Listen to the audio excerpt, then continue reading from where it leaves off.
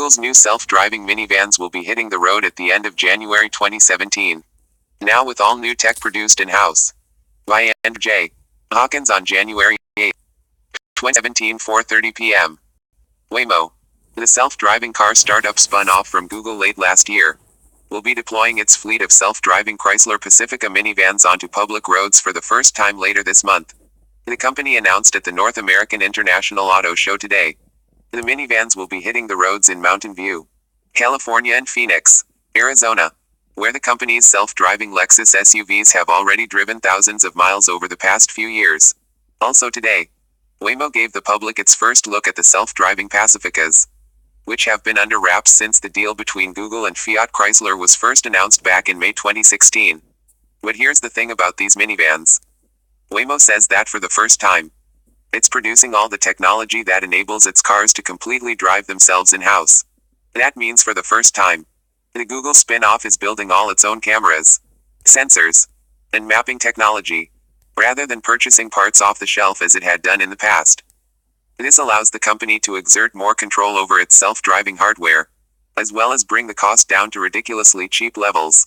In a speech in Detroit, Waymo CEO John Krafcik said that by building its own lidar sensors, for example, the company was shaving 90% off its costs. That means sensors that Google purchased for $75 back in 2009 now only cost $7.5 for Waymo to build itself. To be sure, the cost of high-end lidar sensors have dropped precipitously over the years.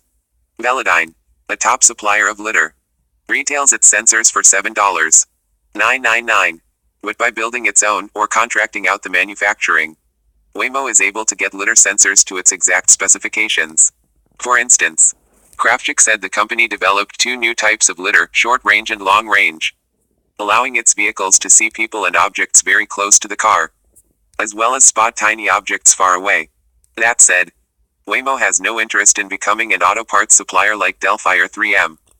Rather, its focus is on forging partnerships with OEMs, original equipment manufacturers like Chrysler and Honda, to purchase fleets of vehicles or retrofit for self-driving capabilities.